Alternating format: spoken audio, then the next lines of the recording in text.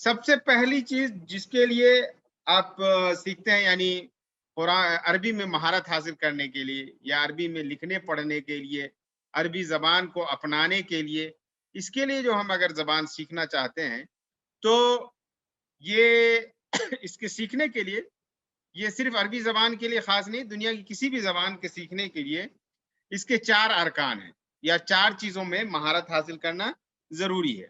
सबसे पहली चीज़ जो होती है कि सुनने के लिए, सुनने की पावर या लिसनिंग स्किल जिसको कहते हैं इसे, कि सुनने की महारत आपको हो, उसको ठीक से आप सुनें।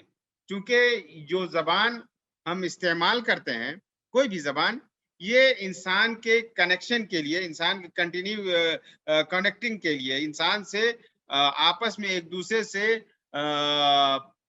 गुफ्तगू करने या एक-दूसरे से इत्तिसाल करने के लिए ज़बान होती है। और इस ज़बान में आम तौर पर ये होता है कि इंसान जैसा सुनता है, वैसा ही बोलता है। इसलिए ज़बान को सुनने की बड़ी अहमियत है। आप देखेंगे कि जब छोटे बच्चे होते हैं, तो जिस एतबार से वो जैसे वो सुनते हैं, वैसे ही वो ज़बान अदा करते हैं, वैसे ही वो लफ्ज़ अदा करता है, वैसे ही वो जुमले अदा करते हैं। तो सुनने की बड़ी अहमियत है। हमारे यहाँ हिंदुस्तान में इसकी बड़ी कमी होती है।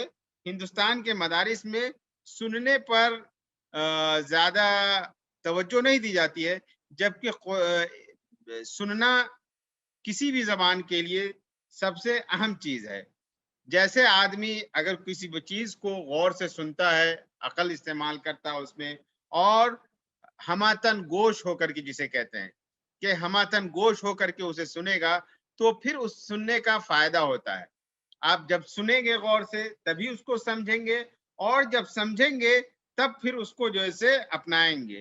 तो ये सबसे अहम जो है से महारत है कि आदमी उसको सुने।